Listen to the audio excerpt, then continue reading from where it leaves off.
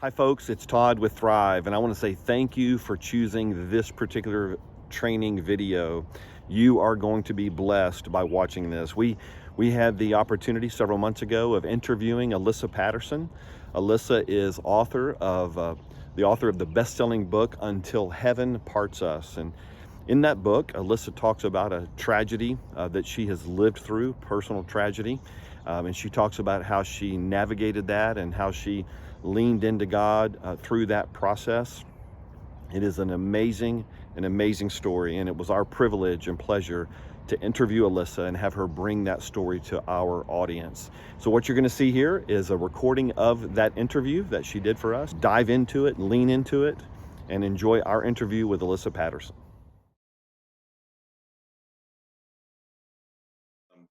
Alyssa, thank you. Would you just take a moment and kind of introduce yourself without getting into the background just yet, but just tell people kind of where you live and who you are? Yeah, sure. So my name's Alyssa Patterson, and I currently live in Georgia, Northeast Georgia, and I live with my younger sister, and we have a puppy dog named Hazel, and some chickens and some ducks. So we've got a little bitty baby farm over here, but it's fun. Well, I know Hazel will be part of the story tonight a little bit, and the Chick Inn, which is the name of your place, and one of the chapters in your book, by the way. We're going to talk a lot about that. If you do not have your copy of Until Heaven Parts Us, we're going to talk a lot about tonight. I'm going to actually read a few lines from that book, so I've got it here handy. So, Alyssa, I talked about us working together and the privilege that I had to kind of watch you, as you formulated your relationship with Chandler, and I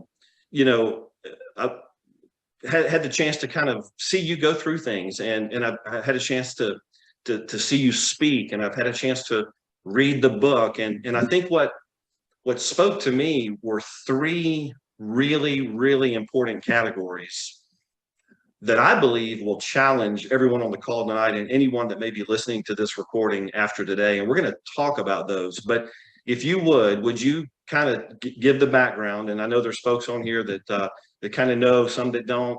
But if you would kind of set up the story of what you've been through, and then we'll kind of get into those three things. But let me leave it with you to kind of set up the background for us, if you would. Sure. So I don't even know if you know this detail, Todd, but so I met my late husband, Chandler, on September 12th of 2019.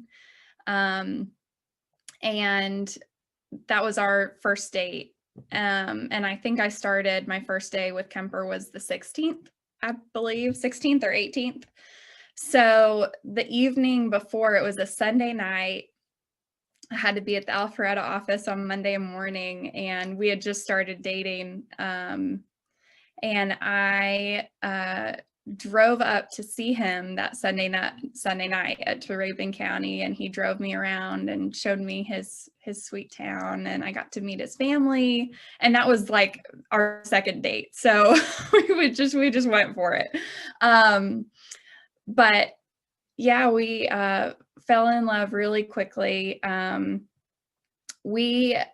tell people this because I think sometimes young people are afraid to talk about things that are like super serious before you go out, or even like your first couple dates or whatever. But Chandler and I talked about all of that like the first time we got on the phone. We were just very clear about our intentions, and he told me he was looking for a wife, and I was like, that's convenient because I'm looking for a husband. And we talked about our beliefs about God and how much we valued our families and our political stances, and some of those things that most people I think would consider taboo, but are really important, especially if you're dating for marriage. So by the time we went out on our first date, it was kind of just like, okay, well, is there going to be like a romantic chemistry? And there was. He was a firefighter for the city of Gainesville. And so, of course, he was, just big and strong and beautiful. And when we started dating, he had a conversation with my dad pretty early on, I would say probably within the first 2 weeks, and spoke to my dad about his intentions with me, and that he was looking for a wife, and that he wanted to marry me, even just a couple weeks in. And my dad said, well, give me a year, um, and as it turns out, he just became part of our family so quickly. And he and my dad had a really great relationship. And so Chan proposed after we dated for 11 months instead of 12. So, he got in with dad, and dad bent the rule a little bit there. Hey, 11 months is close, right? I mean, it was almost there, right? Was. Yeah. It was almost there. And then after that, we just knew we wanted, kind of a short engagement, because we wanted to be married and we were ready to have a house and a family together. And so we were engaged for 9 months and then got married on June 5th of 2021. And it was wonderful. It was all beautiful and perfect. And, I've incredible in-laws and such great family that will always be my family. And so it all kind of was perfect. And I didn't feel this way then, but it's like almost to a scary degree, like too good to be true, kind of. And so, the wedding day was beautiful and picture perfect. And, I wouldn't have changed a thing. And people say, something goes wrong on your wedding day all the time, but I felt like it was perfect. We honeymooned in Cancun for a week, and that was lovely. And we didn't do a whole lot except lay up on the beach and have some good drinks and good food, and we just rested after all the chaos of wedding planning and the just hustle and bustle of the wedding week. So I was out of work for about 2 weeks between the wedding and our honeymoon, and then I returned back to work for a week. And that following Saturday, which was the third Saturday that we got married on a Saturday, and then we were on our honeymoon, and then that following week, on June 26th, Chandler was involved in a boating accident and passed away. And I became a widow at 23 years old after being married for 3 weeks, which still sounds crazy because it is. And, I've met lots of wonderful women, very strong, beautiful women within this last year and a half, who are also widows. But I haven't met anybody that was 3 weeks. So, yeah, that's my story. Well, thank you for sharing that. I know that's hard. Good background for the audience, because it is at that moment, from that moment on, where I can't even verbalize. I don't even know what the right word is to say in watching you navigate through that. And I know one of the topics we'll get into tonight, you and I spoke earlier about this, was the topic of grief. And you had such powerful things to say just earlier today on the topic of grief and how you've managed through that. And I can say personally, because I was at Chandler's service and heard you give the most beautiful eulogy, and I'm not even sure that's the right word, because it was an honor, right? It was you were speaking about Chandler's legacy, and it was just so powerful. And you spoke even in that message about honoring that legacy, and even from that moment forward, you could just tell God's doing something.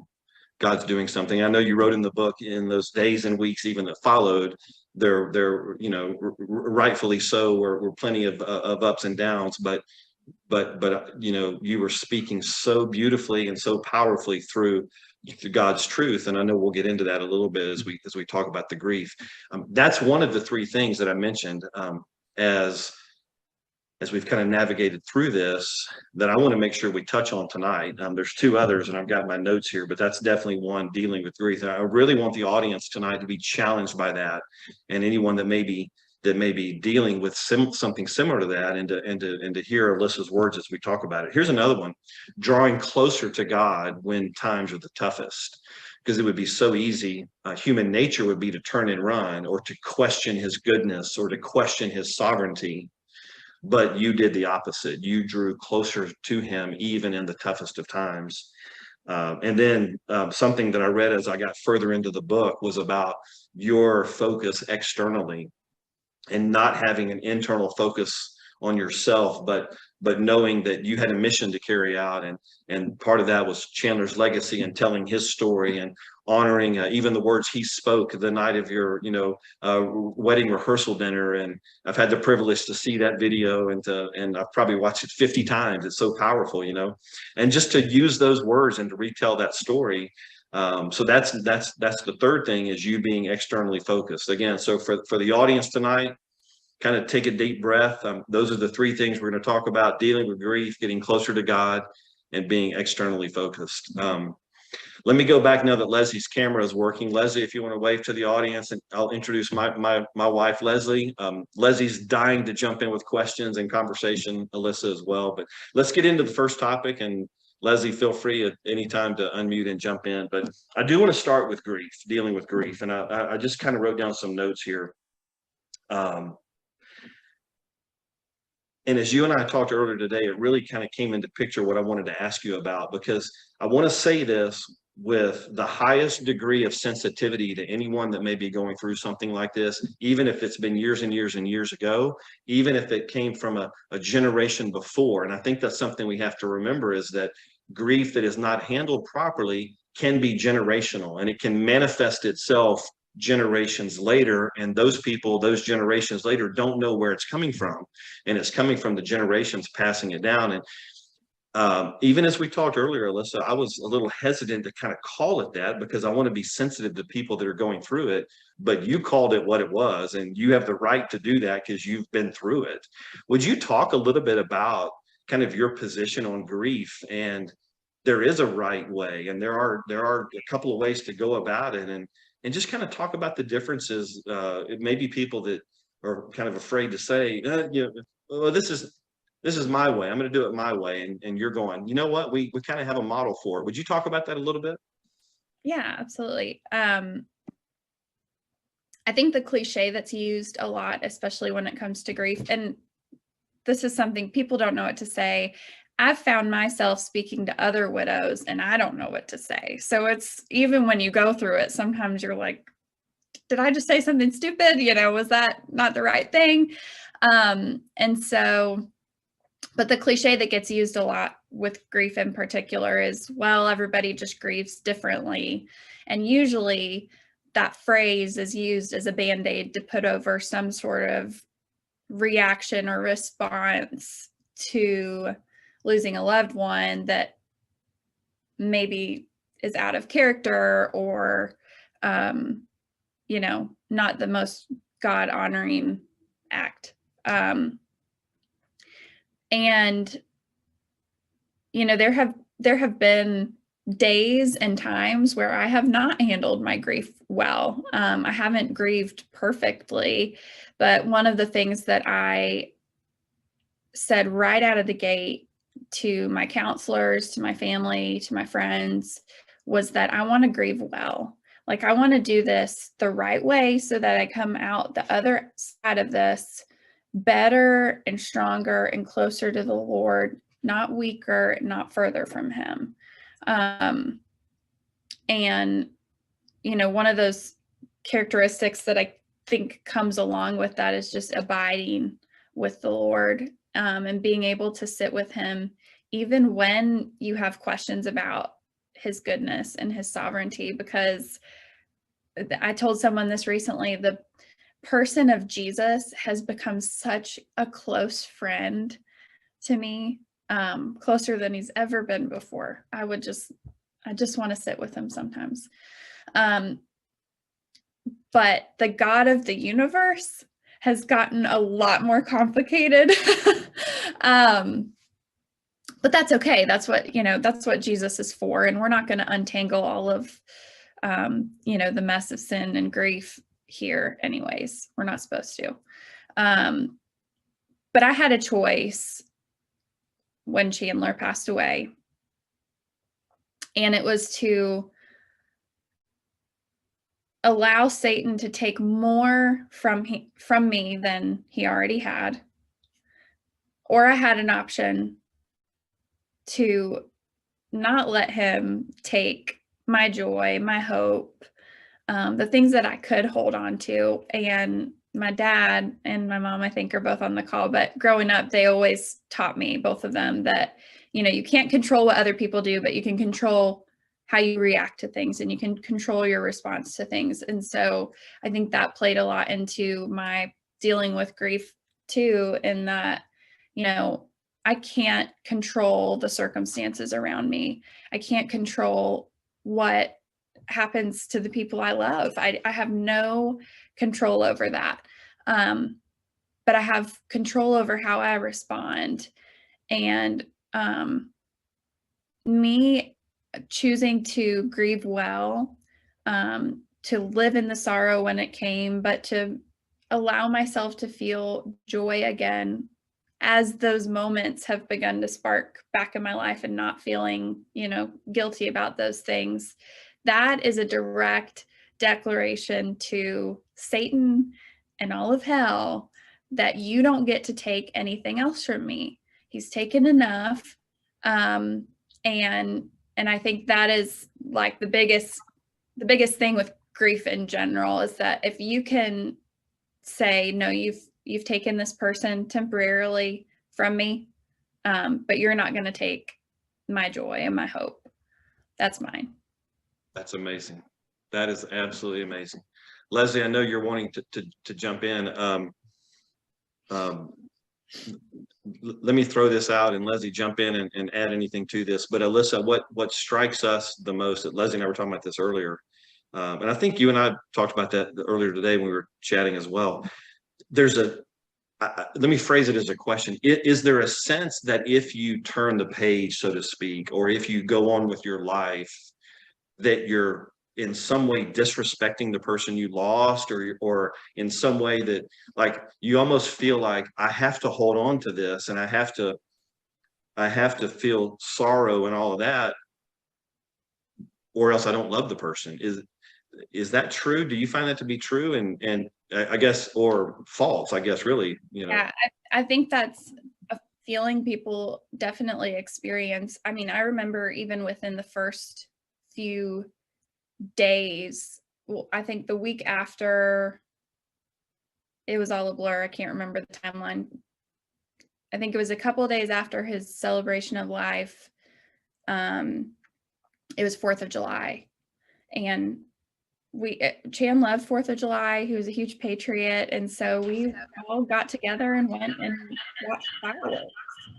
And I remember feeling like anytime I would laugh or smile, being like, I couldn't catch my breath, because it was like, can I be feeling this way right now?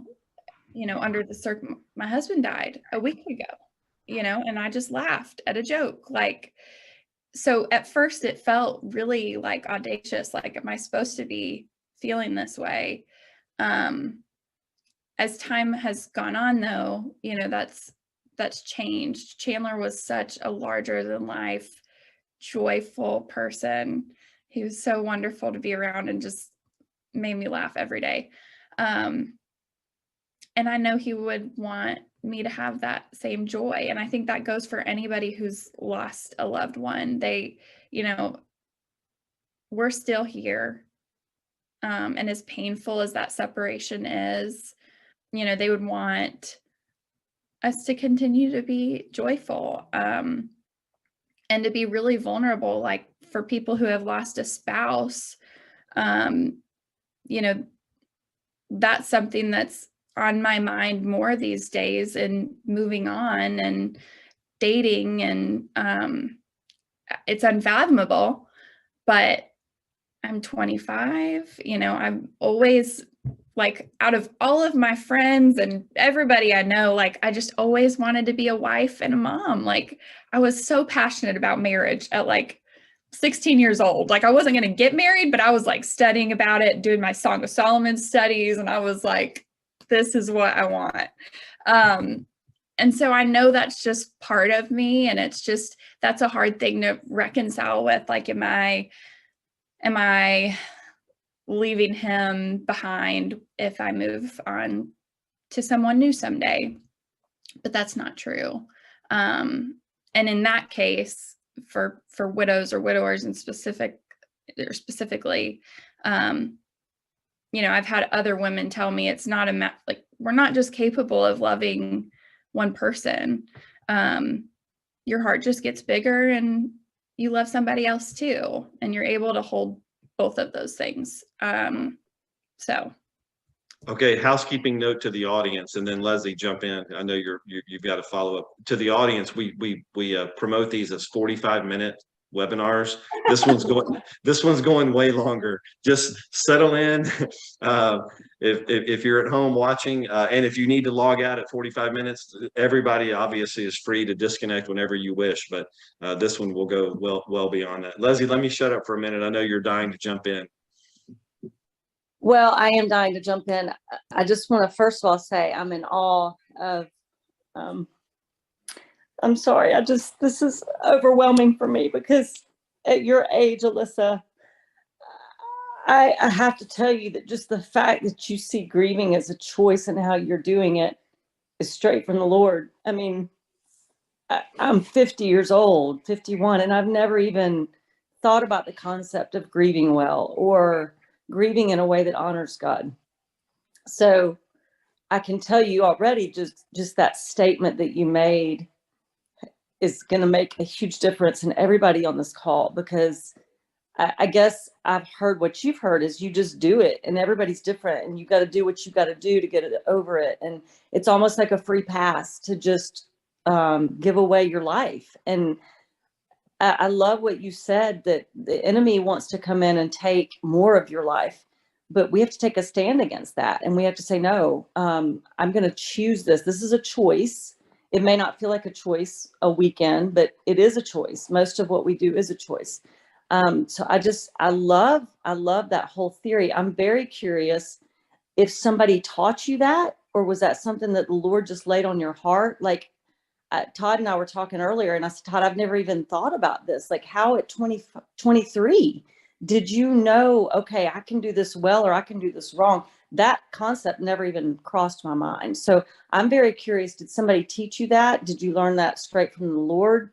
Like, where did that come from? I think my answer is probably twofold. I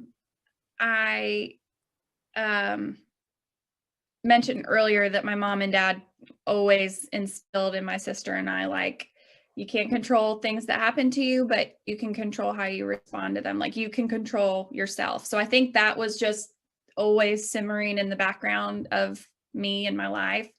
And I think years before I even met Chandler, I was about 18 years old, and I started to read a lot of C.S. Lewis novels.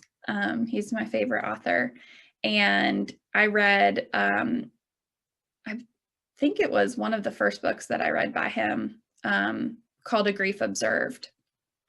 And he got married much later in his life. I think he was in his 60s or so when he got married. He was never married previously.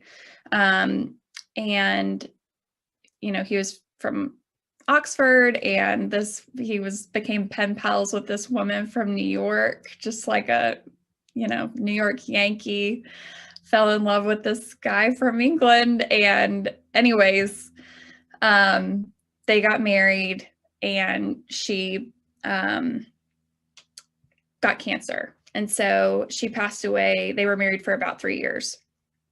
And he published a journal that he kept after she passed away. He published it under a different pen name. He was known for a lot of other works like the Narnia series, Mere Christianity, Screwtape Letters, all of those books he had written. And so he was this great theologian. But if you read A Grief Observed, he's all over the place. Grief does that to you. It's not, there wasn't a mind map for this book. There wasn't an outline. Like, he just poured his heart out into this book and how he was feeling after his wife Joy passed away. And I always loved that book so much. It was my favorite. And I would tell people that before, I was 18 years old and I loved this book because he was a man who loved God and understood the intricacies of theology, but he still wrestled, when the love of his life passed away.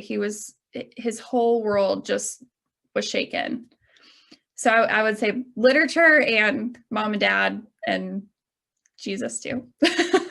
Well, and Alyssa, I love that. I don't know if you can see it like we can see it, but I love that it's just a story of how God prepares us along the way for what's to come if we stay connected to him. So it does matter what we read. It does matter who we befriend. It does matter the shows we watch on TV. All those things are a chance to implant truth and preparation into our souls. And you didn't even realize that was your favorite book for a reason, but look that 4 years after that or 5 years after that, that book was implanted in your soul already. And so I just think it's such a testimony to staying connected with the Lord and how he prepares us for what's ahead, whether it be that day or the next year or 5 years from now. I just love that I can see God all over that. So I love that. Thank you for sharing that. Absolutely. Hey, I want to read a passage, and this is from page 10 of your book, Alyssa. So again, anyone out there that's not seen it, Until Heaven Parts Us, here's the book. You got to get it. It's on Amazon. I want to read this, and I don't know that I can read it without crying. And then we'll put a wrap on this first topic and go on to the second one. Here's what Alyssa says on page 10. In this journey through grief, I have learned to find comfort in the fact that this is and always was plan A. Now, think about that. For those of you listening on this call, the author of those words, who is writing about what she has been through and is calling it plan A. It's just absolutely amazing. She goes on to say, it's an odd comfort to find some ounce of assurance that this was always supposed to be. God knew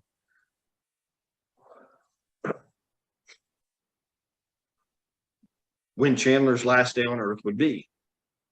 And by divine design, he crossed our paths just in time to fall in love and become husband and wife before he would be called home to heaven. The ability for you to see that and to call that plan A it's just amazing. I think it's also an amazing sort of a segue into that second topic that I mentioned, which was turning to God when things are the toughest. Because here's what makes it even more difficult. And again, I want the people I want everyone on the call and who may be watching this years from now on the recording to hear this. The world teaches us everything opposite of that. Like Leslie was talking about, whether it's music, whether it's videos, whether it's movies, whether it's people that tell us lies. The world tells us to take care of ourselves, take care of number one, put ourselves first. My best life ever, or whatever the saying is, living my best life. I mean, all of that is self-centered, pride that puts ourself as the centerpiece. And I have to believe, Alyssa, that so much of the way in which you have worked through this has been because God has been at the center, and to make the choice to turn to him in something like this when times were so tough, again, is another testament to how you've handled this. Talk about that a little bit. And I'm sure it's also kind of relative to the choice you made, but in a world where we're taught to take care of ourselves as number one, how do you stay committed to turning to God and thinking of it that way? To me, it kind of felt like my only option.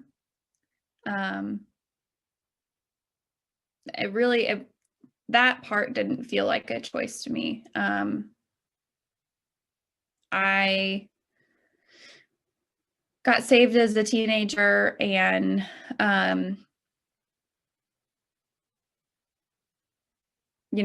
have just always really been into, I love apologetics and the the logic behind what we believe.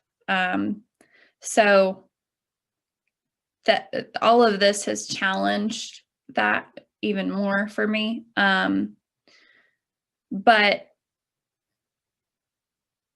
grief,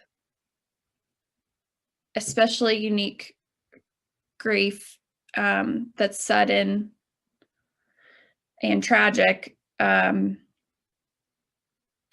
tears you down physically, emotionally, spiritually. I was the most vulnerable version of myself. I'm a pretty small girl. I lost probably 10 pounds after I couldn't eat. I didn't sleep. I tried to work. I think I can say that. And I was just a shell of myself. And I write in the book,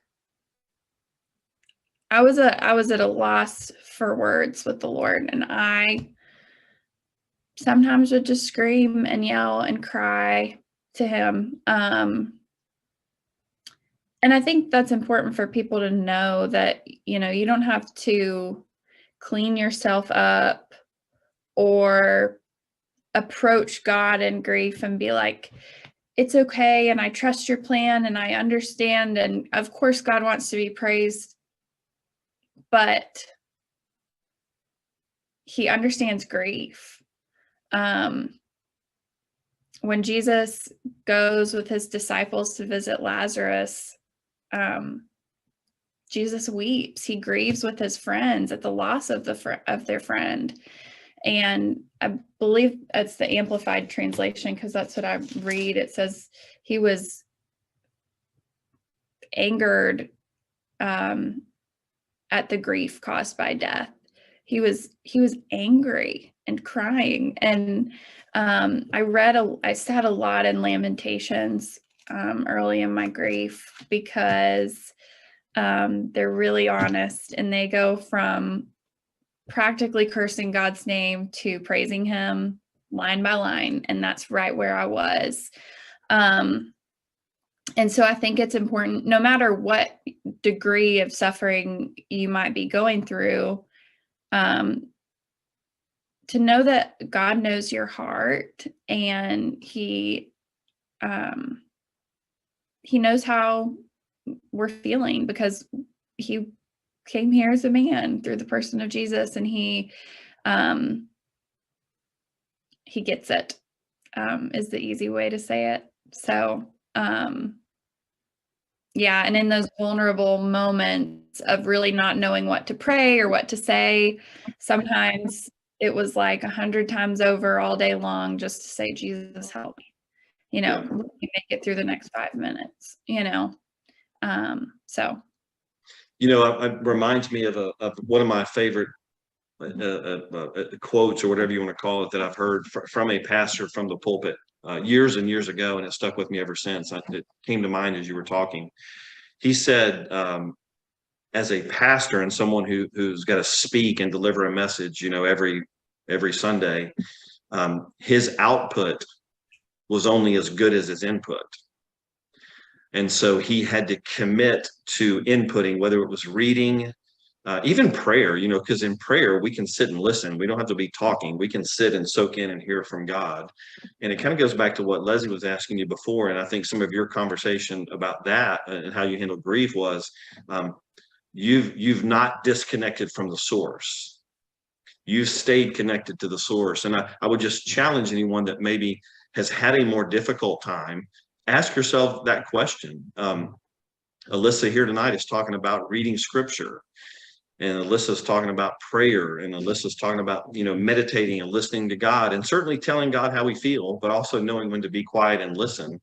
And I would think you would agree with and have done an amazing job with input, keeping yourself connected to the source, so that when I say output, meaning the way in which you go about your life and the way in which you leave home the next day and make yourself take that next step, whatever that may be, the input has prepared you and fueled you to be able to do that. Would you agree with that? I would, but I would add that is different through your phases of grief. I have not had the same discipline that I maybe did prior, spending quiet time and reading the word, or reading books about the word, or going to church regularly. It goes back to the thing that grief just takes everything out of you, and it's hard to find those rhythms again. So it doesn't have to be perfect, and it doesn't have to be daily, in terms of, doing something every day. But I think if you're doing something, even if it's as simple as just a Jesus help me when you're going through the drive-through and the person ahead of you is taking so long. Calling on the name of Jesus is a really simple but powerful thing, and sometimes that's all you can do. So that's so good. Hey, let me read another passage here. I've underlined a passage here that's kind of within our second topic, which is drawing closer to God. Leslie, I'll read this, and then if you have anything you want to add to this topic, feel free to jump in and ask. For anybody that has the book, did I show the book yet? Make sure everybody gets the copy of their book. I am on page 109, the bottom of page 109, for anyone that may be following along. Story time with Todd. Listen to this, though. Alyssa writes about drawing closer to God, even when it's hard. She says, Chandler will never be replaced. He couldn't be.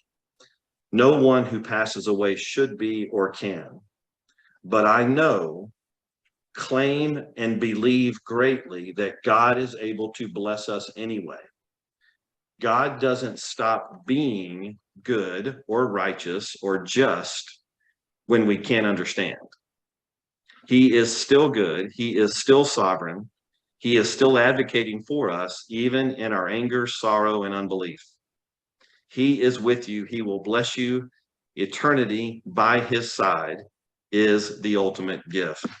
And of course, in God's own way, our pastor this past weekend actually spoke about that exact topic. And he talked about, if as you go about your day, if you're not approaching your day with eternity in mind, you're misusing the resources God has given you. Let that sink in. If you're not approaching your day with eternity in mind, you're misusing the resources God has given you. And that's what I was talking about when I said, even in that eulogy, even in that moment that was so unbelievably hard, it was obvious that God was speaking through you, and you were thinking beyond just that moment. So you're unbelievable. Leslie, yeah. Add something, sorry, real quick.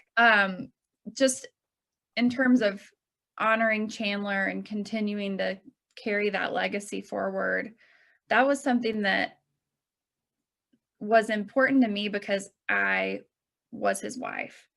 I would have done it anyways, but one of the points of marriage is to come together with someone to build a legacy with that person, to leave behind you as you move towards eternity.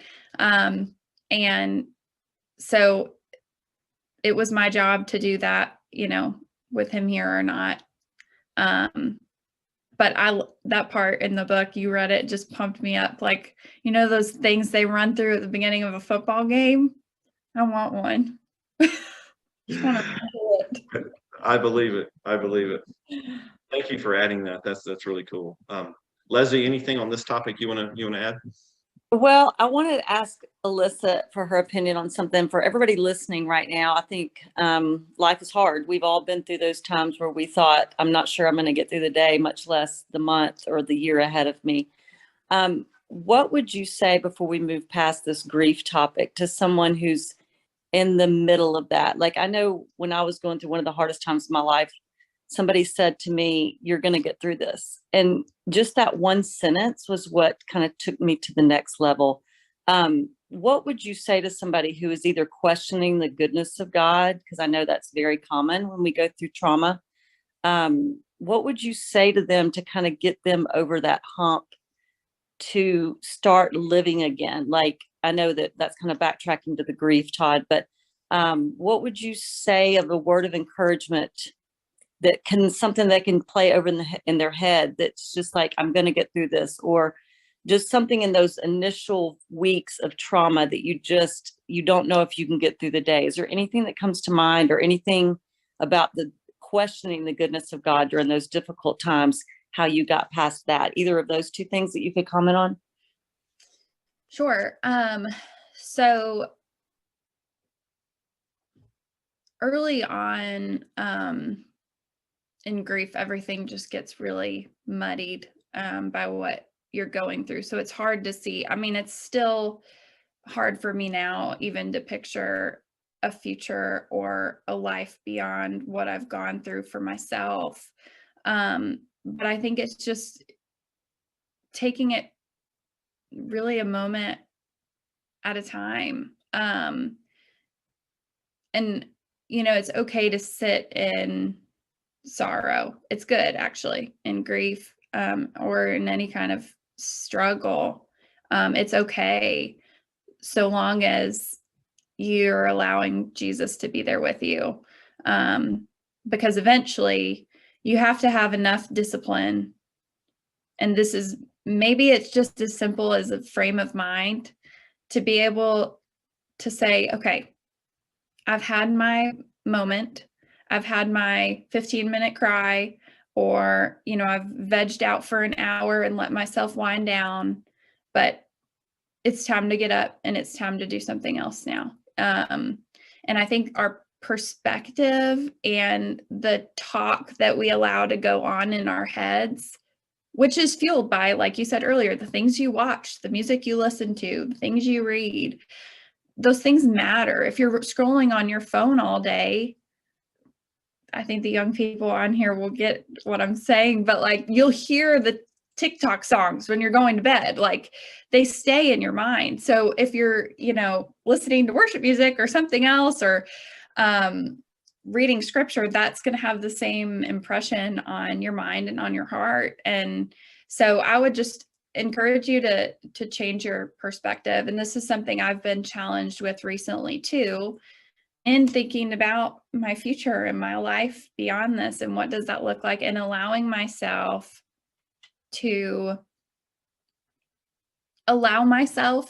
be hopeful is a big deal. And it's the inner dialogue that goes on inside my head. If I say in my head, oh, I could never get married again, I'm never going to be a mom, I'm not going to have those things, I won't do it, I can't have it, I can't imagine it. If that's what I'm telling myself all day long, that's what I'm going to have. And so I've just been challenging myself lately to think differently about that and other things too. Just, the way that we speak to ourselves in our mind affects, the way that we live our lives and how we're going to get through the next 5 minutes or the next year. So be kind to yourself. Gosh, you should write a book. I mean, oh, wait, this one, everybody, this one. That's a self-talk matters. Self-talk matters. What a powerful. Yeah, Todd, it reminds me of that verse in the Bible: as a man thinketh in his heart, so is he. We have a lot more control over our outcomes than we think. And whatever we do think about all the time becomes our reality. So I love that you said that. Yeah. And hey, Alyssa, there's kind of a, I'm looking at my notes here because I think it's a good segue to this third topic. I'm looking at what page number it's on, but if I remember right, you actually had kind of a phrase you used over and over again: get up, make a choice, chase the promise. Talk about that, and maybe that'll segue in. Remember, the third topic, everybody, is about being externally focused and getting up and doing something and making that choice. Alyssa, talk to the audience about that phrase. How did that come to be? And maybe that'll segue into this third category. Kind of a cool, funny story. I think it all, and this is all really connecting in my brain right now as we're talking, which is funny, but the things that we're meditating on daily and the way that we're speaking to ourselves pours it all over your life. And so I was finishing up college. I was nannying for a family here in Georgia. I was finishing my degree online in communications. And so I was, in between working on schoolwork and driving to and from my nannying job.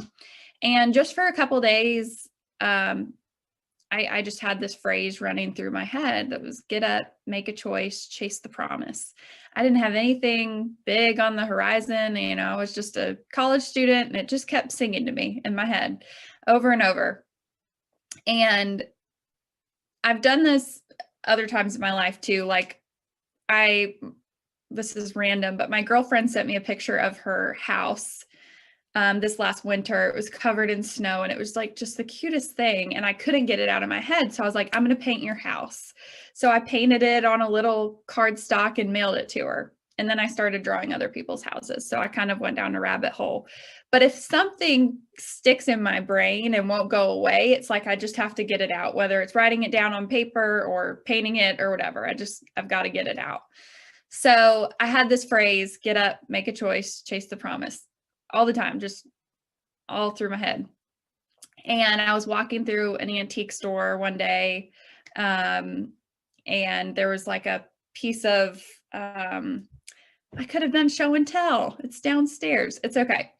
A piece of like trim or antique baseboard. It was kind of like this tall and about this wide. And I was like, well, I'm going to just put it on here, I guess. So I took it home with me and put stuff on it to hang it. And right next door, there was a Hobby Lobby. So I went in there and grabbed some paint supplies and got home, and I was living with my parents at the time. I went and sat in the basement and got to work and just sat there with my coffee and scrambled under the basement steps to get some random cans of wood stain and painted it out. And everywhere I moved, it was in a house I lived in with a roommate while I was finishing up college. It was above my bed.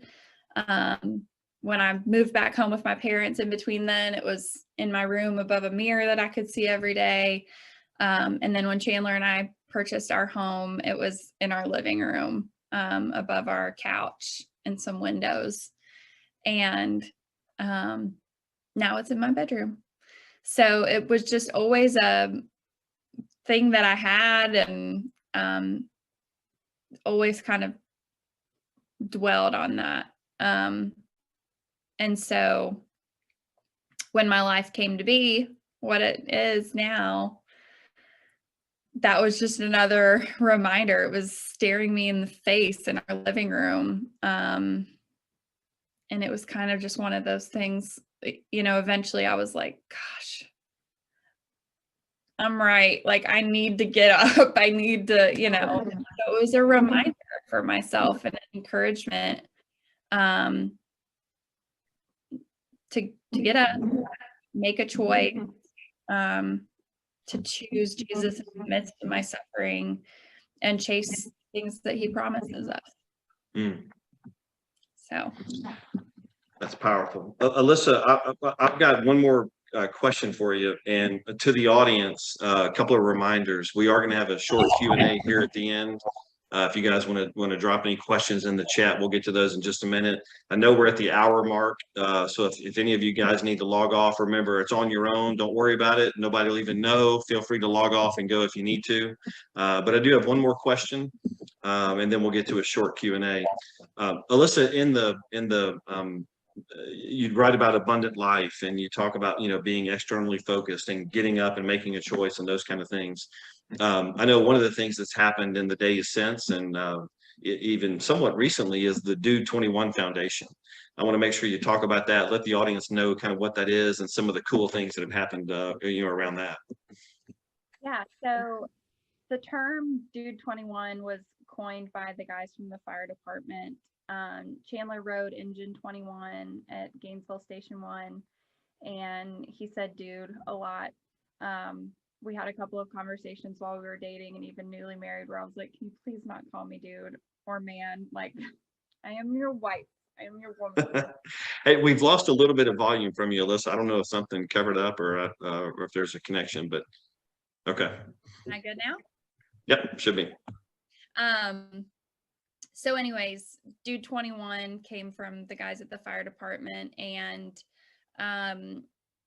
just within the last couple of months, you know, my family and Chandler's family knew that we wanted to do something to continue to carry his legacy forward as a family. So my father-in-law, Breck Patterson, and my dad, Russ Stroner, and myself, and, you know, with the help of both my mom and mother-in-law and sisters and friends and family, we've all kind of come together to create the Dude 21 Foundation. So with the funds that we'll raise, we are hoping to fund continuing education for first responders. Chandler's goal was to become a fire marshal. So he was preparing to take some classes to get a certification and all of that. So we want to support other men and women who might have similar ambitions. And then the other part of the foundation is just going to be to help support the parents, widows, and children of fallen first responders in whatever need might arise. We're not entirely sure how we're going to organize those funds yet, but we just want to be able to serve them. So we have our first major event, Be Praying, which is a golf tournament here in a couple of weeks, or next week, actually next Tuesday.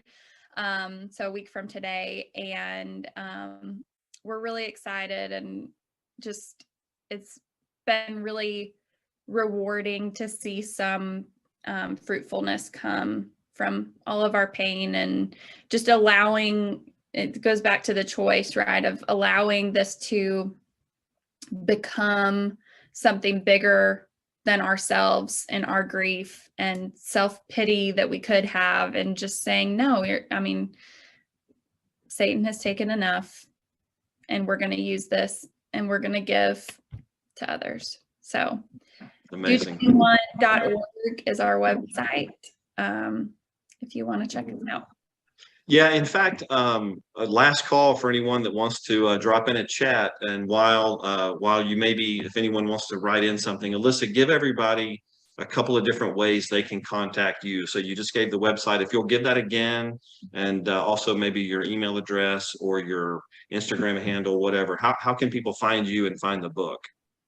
Sure. So the Dude 21 website is dude21.org. We also have a Dude 21 Foundation Instagram. It's just Dude 21 Foundation. You can purchase the book on Amazon. Just search Until Heaven Parts Us by Alyssa Patterson. And my email is alyssapattersonwrites@gmail.com. And my Instagram is Alyssa Patterson Writes, because that's what I do. So yes. All right. Well, we did have a question come in. Thank you. Can people like me who live in Ohio help in any way? Alyssa, you want to take that one? Sure. This is a family friend of ours, Caroline, who we used to be neighbors with. Caroline, I would say go follow the 21 Foundation Instagram, and we will post if there's any way that you can help us out. But just continue to share about the Dude 21 Foundation on Instagram. That would be super helpful. Yep. And step-by-step ministry as well. These monthly webinars are hopefully a blessing to you guys. I know without a shadow of a doubt, tonight has been for sure. So last call on any questions. Looks like I think folks are processing the way God spoke to them tonight, which was the prayer from the beginning. So Alyssa, you are inspiring, you're encouraging. Thank you for your willingness to share and to teach. Oh, Hazel. Thank you, Russ. Is Hazel nearby, or is she? Okay, she's not with me because last time I did one of these things and I let her stay by me, she was a terror. So I put her downstairs with my sister. So Daddy, she's with Ava. Ava's downstairs. That's awesome. That's Hey, awesome. Alyssa, before we go, do you have a picture of you and Chandler? Because some people haven't even seen what he looks like. Alyssa, do you want me to share what I've got in the PowerPoint? Yeah, that's fine. Okay. Yep. Let me close this chat. Where's the shoot there? Most handsome, to be prepared.